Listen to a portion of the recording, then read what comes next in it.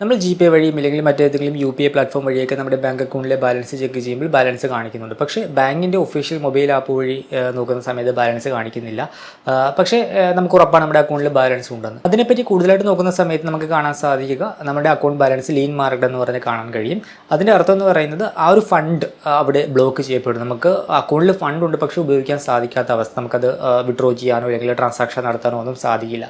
പല കാരണങ്ങൾ കൊണ്ട് നമ്മുടെ അക്കൗണ്ട് ബാലൻസ് ഇങ്ങനെ ലീൻ മാർക്ക് ചെയ്യപ്പെടാം. ഒന്ന്, ഇപ്പോൾ നമ്മുടെ അക്കൗണ്ടുമായി ബന്ധപ്പെട്ട് എന്തെങ്കിലും സർവീസ് ചാർജൊക്കെ നമ്മൾ ബാങ്കിന് കൊടുക്കാറുണ്ട്. ഡെബിറ്റ് കാർഡിൻ്റെ ചാർജ് ആകാം, മിനിമം ബാലൻസിൻ്റെ പെനാൽറ്റി ആകാം. അപ്പോൾ അങ്ങനെ എന്തെങ്കിലും ചാർജൊക്കെ കൊടുക്കാറുണ്ടെങ്കിൽ നമ്മുടെ അക്കൗണ്ടിലേക്ക് ഫണ്ട് വരുന്ന സമയത്ത് പെട്ടെന്ന് തന്നെ ആ ഒരു ഫണ്ട് അവർ ലീൻ മാർക്ക് ചെയ്യപ്പെടും. രണ്ടാമതൊരു സിനോറിയോ എന്താണെന്ന് വെച്ചാൽ, ഇപ്പോൾ നമ്മുടെ അക്കൗണ്ടിലേക്ക് വന്ന ഫണ്ടുമായി ബന്ധപ്പെട്ട് എന്തെങ്കിലും കംപ്ലയിൻറ്റ് വന്നു കഴിഞ്ഞാൽ ആ ഒരു ഫണ്ട് ലീൻ മാർക്ക് ചെയ്യപ്പെടും. ഉദാഹരണമായിട്ട് നിങ്ങളുടെ അക്കൗണ്ടിലേക്ക് വേറൊരു വ്യക്തി അക്കൗണ്ട് തെറ്റി ഫണ്ട് അയച്ചു. അപ്പോൾ ആ ഒരു വ്യക്തി ഫണ്ട് തെറ്റി അയച്ച വ്യക്തി ബാങ്കിന് കംപ്ലയിൻറ്റ് കൊടുക്കുന്ന സമയത്ത് നിങ്ങളുടെ അക്കൗണ്ടിലേക്ക് വന്ന ആ ഒരു ഫണ്ട് ബാങ്ക് ലീൻ മാർക്ക് ചെയ്യപ്പെടും. അത് ബ്ലോക്ക് ചെയ്ത് വെക്കും. എന്നിട്ട് അത് എൻക്വയറീസും കാര്യങ്ങളൊക്കെ കഴിഞ്ഞ് തെറ്റായിട്ട് അയച്ച വ്യക്തിക്ക് ഇത് തിരികെ നൽകും. സോ കംപ്ലയിൻറ്റ് കിട്ടിയ ഉടനെ നമ്മുടെ അക്കൗണ്ടിലേക്ക് വന്ന ഫണ്ട് നമ്മൾ ഉപയോഗിക്കാതിരിക്കാൻ വേണ്ടി ബാങ്ക് അത് ലീൻ മാർക്ക് ചെയ്യപ്പെടും. മറ്റൊന്ന്, നമ്മുടെ അക്കൗണ്ടിലേക്ക് വന്ന ഫണ്ടുമായി ബന്ധപ്പെട്ട് സൈബർ പോലീസ് കംപ്ലയിൻറ്റ് എന്തെങ്കിലും ഉണ്ടെങ്കിൽ അത് ബാങ്കിന് കിട്ടിക്കഴിയാൻ നേരത്ത് ബാങ്ക് നമ്മുടെ അക്കൗണ്ടിലെ ഫണ്ട് ലീൻ മാർക്ക് ചെയ്യപ്പെടും. ഒരു കാര്യം മുൻപ് നിങ്ങൾ ഓർക്കുന്നുണ്ടാകും, മുൻപ് വൈഡായിട്ട് പലരുടെയും ബാങ്ക് അക്കൗണ്ട് ഫ്രീസ് ആകുന്ന അവസ്ഥ. ഏതെങ്കിലും സംസ്ഥാനത്ത് രജിസ്റ്റർ ചെയ്യപ്പെട്ട സൈബർ പോലീസ് കംപ്ലയിൻറ്റിൻ്റെ അടിസ്ഥാനത്തിൽ അല്ലെങ്കിൽ നമ്മുടെ അക്കൗണ്ടിലേക്ക് ഓൺലൈൻ ഗാംബ്ലിങ്ങുമായി ബന്ധപ്പെട്ട ഫണ്ടും കാര്യങ്ങളൊക്കെ വന്നിട്ടുണ്ടെങ്കിൽ അതുമായി ബന്ധപ്പെട്ട് വൈഡായിട്ട് അക്കൗണ്ട് ഫ്രീസ് ചെയ്യുന്നൊരു അവസ്ഥ ഉണ്ടായിരുന്നു. അന്ന് ഇങ്ങനെ ഏതെങ്കിലും തരത്തിലുള്ള ഫണ്ട് നമ്മുടെ അക്കൗണ്ടിലേക്ക് വന്നിട്ടുണ്ടെങ്കിൽ നമ്മുടെ അക്കൗണ്ട് കംപ്ലീറ്റ് ആയിട്ട് ഫ്രീസ് ചെയ്യുമായിരുന്നു. നമ്മുടെ അക്കൗണ്ടിൽ വേറെ ഏതെങ്കിലും ഫണ്ട് ഉണ്ടെങ്കിലും അത് ഉൾപ്പെടെ ഫ്രീസ് ചെയ്യുന്ന ഒരു അവസ്ഥയായിരുന്നു ഉണ്ടായിരുന്നത്. അതിൻ്റെ ഒരു പുതിയ ഒരു വെർഷനാണ് ഇപ്പോൾ കണ്ടുവരുന്നത്. ഇപ്പോൾ കണ്ടുവരുന്നത് എന്താണെന്ന് വെച്ചാൽ, അങ്ങനെ തട്ടിപ്പുമായി ബന്ധപ്പെട്ട് അല്ലെങ്കിൽ സൈബർ പോലീസ് കംപ്ലയിൻറ്റുമായി ബന്ധപ്പെട്ട് ഉള്ള ഫണ്ട് ട്രാൻസ്ഫർ ആയി നമ്മുടെ അക്കൗണ്ടിലേക്ക് വന്നിട്ടുണ്ടെങ്കിൽ ആ ഒരു എമൗണ്ട് നമ്മുടെ അക്കൗണ്ടിൽ ലീൻ മാർക്ക് ചെയ്യപ്പെടും. അപ്പോൾ ഇങ്ങനെ ഇപ്പോൾ സംഭവിച്ചു കൊണ്ടിരിക്കുന്ന നിരവധി ഇൻസിഡൻസ് നമുക്ക് കാണാനായിട്ട് സാധിക്കും. നമ്മൾ ഡയറക്റ്റായിട്ട് അതിലൊന്നും ഇൻവോൾവ്ഡ് അല്ലായിരിക്കും.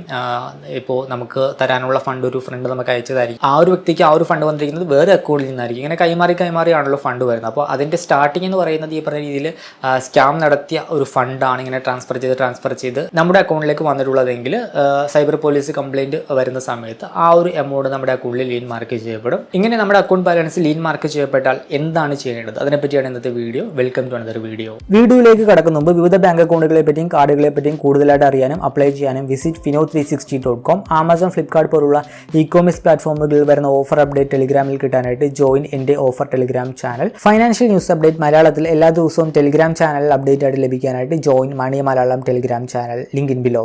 നിങ്ങളുടെ അക്കൗണ്ട് ബാലൻസ് ചെക്ക് ചെയ്യുമ്പോൾ അക്കൗണ്ടിൽ ബാലൻസ് കാണിക്കുന്നുണ്ട്, പക്ഷേ എമൗണ്ട് നിങ്ങൾക്ക് ഉപയോഗിക്കാൻ പറ്റുന്നില്ല. ആ ഒരു എമൗണ്ട് ലീൻ മാർക്ക് ചെയ്യപ്പെട്ടാൽ ആദ്യം ചെയ്യേണ്ടത് അതിൻ്റെ റീസൺ അറിയുക എന്നുള്ളതാണ്. നിങ്ങൾ നിങ്ങളുടെ ബാങ്കിൻ്റെ ബ്രാഞ്ചിൽ പോയിട്ട് അതിൻ്റെ റീസൺ ചോദിക്കുന്ന സമയത്ത് നിങ്ങൾക്ക് ഒരു പ്രോപ്പർ ആൻസർ കിട്ടണമെന്നില്ല. അവർ ചോദിച്ചിട്ട് പറയാം, അങ്ങനെയുള്ള റെസ്പോൺസും കാര്യങ്ങളൊക്കെ ആയിരിക്കും പറയുന്നത്.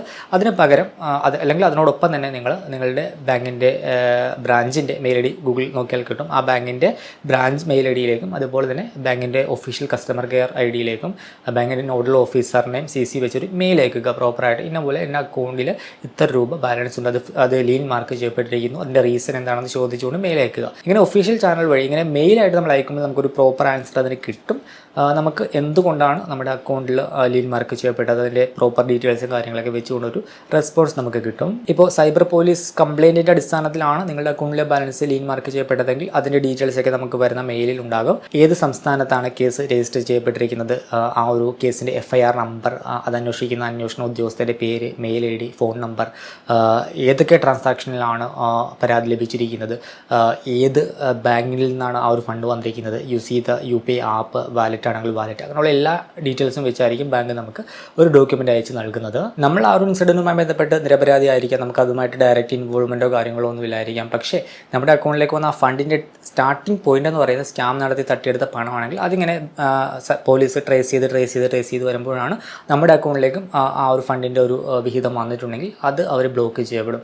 അപ്പോൾ തട്ടിയെടുത്ത പണവുമായി ബന്ധപ്പെട്ട് ഓൾറെഡി അവിടെ ഒരു കേസ് ഉണ്ട്. അപ്പോൾ ആ തട്ടിപ്പ് നടത്തിയ പണം റിക്കവറി ചെയ്ത് കൊടുക്കാനായിട്ട് ശ്രമിക്കുന്നതിൻ്റെ ഭാഗമായിട്ടാണ് നമ്മുടെ അക്കൗണ്ടിലേക്ക് വന്ന ആ ഒരു എമൗണ്ടും അവർ ലീൻ മാർക്ക് ചെയ്യപ്പെടുന്നത്. പിന്നെ ഇതുമായി ബന്ധപ്പെട്ട് ഇത് സ്കാം എന്ന രീതിയിൽ പല റിപ്പോർട്ട്സും പല ഫോറത്തിലും കാണാനായിട്ട് സാധിച്ചിട്ടുണ്ട്. പല സംസ്ഥാനങ്ങളിലും കള്ളക്കേസ് രജിസ്റ്റർ ചെയ്തിട്ട് ഇങ്ങനെ അതിൻ്റെ പേരിൽ ബാങ്ക് അക്കൗണ്ട് ഫ്രീസ് ചെയ്യും, അല്ലെങ്കിൽ ഈ പറഞ്ഞ രീതിയിൽ അക്കൗണ്ട് ബാലൻസ് ലീൻ മാർക്ക് ചെയ്യപ്പെടും. എന്നിട്ട് നമ്മളത് റിസോൾവ് ചെയ്യാനായിട്ട് ആ അന്വേഷണ ഉദ്യോഗസ്ഥനെ വിളിക്കുന്ന സമയത്ത് അവരെ നമ്മുടെ കയ്യിൽ നിന്ന് എന്തെങ്കിലും കൈക്കൂലിയോ കാര്യങ്ങളൊക്കെ ആവശ്യപ്പെടും.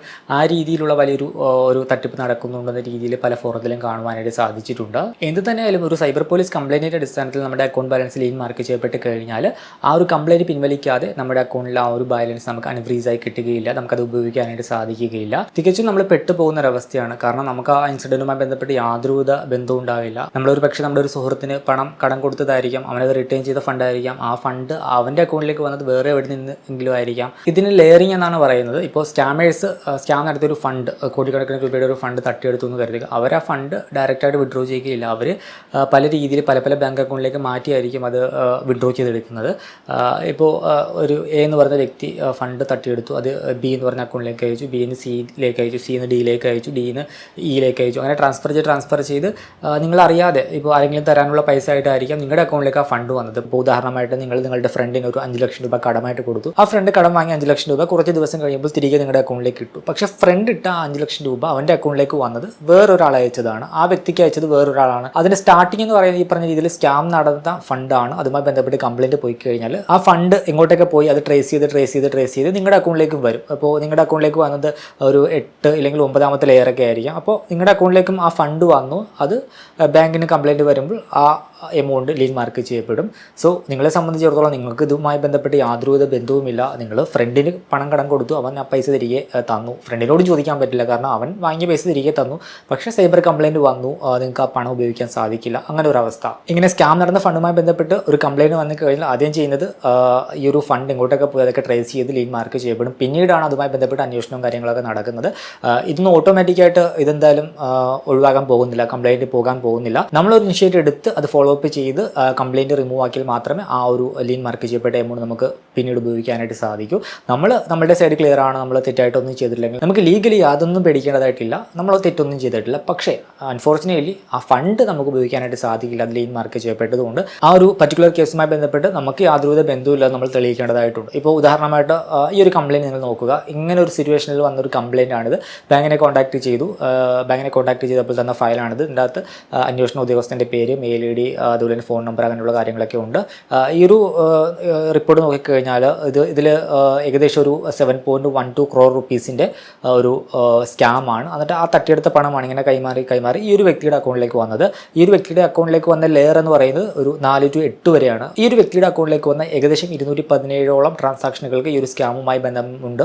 അങ്ങനെ ആ ട്രാൻസാക്ഷനുമായി ബന്ധപ്പെട്ട് കംപ്ലൈൻറ്റ് വന്നതിനാലാണ് ഈ വ്യക്തിയുടെ ഏകദേശം ഒരു 23,000 രൂപയോളം ബാങ്ക് ലീൻ മാർക്ക് ചെയ്തിരിക്കുന്നത്. അത് ഒറ്റയടിക്ക് വന്നതല്ല, 50, 100, 500 അങ്ങനെ ആ വ്യക്തിയുടെ അക്കൗണ്ടിലേക്ക് വന്ന പല ട്രാൻസാക്ഷനും ഈ പറഞ്ഞ രീതിയിൽ സ്കാമുമായി ബന്ധപ്പെട്ട് ഇങ്ങനെ ലെയറിംഗ് വഴി കൈമാറി വന്ന എമൗണ്ട് ആണ്. പിന്നെ ചിലരൊക്കെ പൈസക്ക് വേണ്ടി സ്വന്തം ബാങ്ക് അക്കൗണ്ട് റെൻറ്റിന് കൊടുക്കുന്ന ഒരു സ്ഥിതിയൊക്കെ ഉണ്ട്. ഇതുമായി ബന്ധപ്പെട്ട് ഈ അടുത്ത ന്യൂസും കാര്യങ്ങളൊക്കെ വന്നിരുന്നു. അപ്പോൾ അങ്ങനെ റെൻറ്റിന് എടുക്കുന്ന അക്കൗണ്ടുകൾ വഴിയും സ്കാമേഴ്സ് ഫണ്ട് വിഡ്രോ ചെയ്തെടുക്കാറുണ്ട്. സോ അങ്ങനെ റെൻറ്റിന് കൊടുത്തിട്ട് അക്കൗണ്ട് ഫ്രീസ് ആയില്ലെങ്കിൽ അക്കൗണ്ടിലെ ഫണ്ട് ലീൻ മാർക്ക് ചെയ്യപ്പെട്ടാൽ നമുക്ക് യാതൊന്നും ചെയ്യാനായിട്ട് സാധിക്കില്ല. കാരണം അത് അവരുടെ മിസ്റ്റേക്കാണ്. അങ്ങനെ നമ്മുടെ ബാങ്ക് അക്കൗണ്ടൊന്നും ആർക്കും റെൻറ്റിനൊന്നും കൊടുക്കാൻ പാടില്ല. നമ്മൾ ലാഭത്തിന് വേണ്ടി നമ്മുടെ ബാങ്ക് അക്കൗണ്ട് ആർക്കും ഉപയോഗിക്കാനായിട്ട് കൊടുക്കരുത്. അവർ ഈ പറഞ്ഞ രീതിയിൽ സ്കാം നടത്തിയ ഫണ്ടൊക്കെ നിങ്ങളുടെ അക്കൗണ്ട് വഴിയൊക്കെ ട്രാൻസാക്ഷൻ നടത്തി വിഡ്രോ ചെയ്യാനൊക്കെ ആയിരിക്കും ആ ഒരു അക്കൗണ്ട് ഉപയോഗിക്കുന്നത്. പണി വരുമ്പോൾ നിങ്ങൾക്കായിരിക്കും വരുന്നത്. സോ അങ്ങനെ അക്കൗണ്ട് കൊടുത്ത് ഫ്രീസ് ആയവരാണെങ്കിൽ അക്കൗണ്ടിലെ ബാലൻസ് ലീൻ മാർക്ക് ചെയ്യപ്പെട്ടവരാണെങ്കിൽ അവർ തെറ്റ് ചെയ്തിട്ടുണ്ട്, അവരുടെ സൈഡിൽ മിസ്റ്റേക്ക് ഉണ്ട്. എന്ത് തന്നെയായാലും ഇങ്ങനെ നിങ്ങളുടെ അക്കൗണ്ടിലെ ബാലൻസ് ലീൻ മാർക്ക് ചെയ്യപ്പെട്ടാൽ ആ കംപ്ലൈൻറ്റ് റിമൂവ് ആകാതെ ആ ഒരു എമൗണ്ട് നമുക്ക് ഉപയോഗിക്കാനായിട്ട് സാധിക്കില്ല. നിങ്ങൾ ബാങ്കിനോട് എന്തുകൊണ്ട് ലീൻ മാർക്ക് ചെയ്യപ്പെട്ടു എന്ന് എക്സ്പ്ലനേഷൻ ചോദിക്കുമ്പോൾ അവർ ഡോക്യുമെൻറ്റ് നൽകും. അതിനകത്ത് FIR നമ്പർ ഉണ്ടാകും, അന്വേഷണ ഉദ്യോഗസ്ഥൻ്റെ പേരുണ്ടാകും, മെയിൽ ID ഉണ്ടാകും, മൊബൈൽ നമ്പർ ഉണ്ടാകും. ഒന്നെങ്കിൽ നിങ്ങൾക്ക് ഡയറക്റ്റ് കോൺടാക്ട് ചെയ്യാൻ പറ്റുമെങ്കിൽ അവരെ കോൺടാക്ട് ചെയ്യുക. ഇതെന്തായാലും വേറെ ഏതെങ്കിലും സ്റ്റേറ്റിലുള്ള കംപ്ലൈൻറ്റ് ആയിരിക്കും. തെലങ്കാന, അതുപോലെ തന്നെ ഉത്തർപ്രദേശ്, അങ്ങനെ ഏതെങ്കിലും സ്റ്റേറ്റിലായിരിക്കും കംപ്ലൈൻറ്റ് രജിസ്റ്റർ ചെയ്യപ്പെട്ടിരിക്കുന്നത്. സോ അന്വേഷണ ഉദ്യോഗസ്ഥൻ അവിടെയുള്ളതായിരിക്കും. അപ്പോൾ നിങ്ങൾക്ക് കമ്മ്യൂണിക്കേഷൻ പോസിബിൾ ആണെങ്കിൽ ആ നമ്പറിൽ വിളിച്ചു അല്ലെങ്കിൽ മെയിൽ അയച്ചോ നിങ്ങളുടെ നിരപരാധിത്വം നിങ്ങൾ എക്സ്പ്ലെയിൻ ചെയ്യുക, സപ്പോർട്ടിംഗ് ഡോക്യുമെൻറ്റ്സും കാര്യങ്ങളൊക്കെ കൊടുക്കുക. ആ രീതിയിൽ നിങ്ങൾക്ക് മൂവ് ചെയ്യാം. ഇല്ലാന്നുണ്ടെങ്കിൽ ഏതെങ്കിലും ഒരു അഡ്വക്കേറ്റിനെ കണ്ട് ലീഗലി തന്നെ നിങ്ങൾ മൂവ് ചെയ്യുക. അഡ്വക്കേറ്റ് ഈ അന്വേഷണ ഉദ്യോഗസ്ഥനെ വിളിക്കുകയും നിങ്ങൾക്ക് വേണ്ട കാര്യങ്ങളൊക്കെ ചെയ്ത് നൽകുകയും ചെയ്യും. എന്തായാലും കംപ്ലയിൻറ്റ് അവിടെ പിൻവലിക്കപ്പെടണം, എങ്കിൽ മാത്രമേ ലീൻ മാർക്ക് ചെയ്യപ്പെട്ട എമൗണ്ട് നമുക്ക് തുടർന്ന് ഉപയോഗിക്കാനായിട്ട് സാധിക്കൂ. സോ ഇങ്ങനെ ഒരു പ്രശ്നമൊക്കെ നടക്കുന്നുണ്ടെന്ന് മനസ്സിലാക്കിയിരിക്കുക. ഡിജിറ്റൽ ട്രാൻസാക്ഷനൊക്കെ ശ്രദ്ധിച്ച് മാത്രം കൈകാര്യം ചെയ്യുക, അവെയർ ആയിരിക്കുക.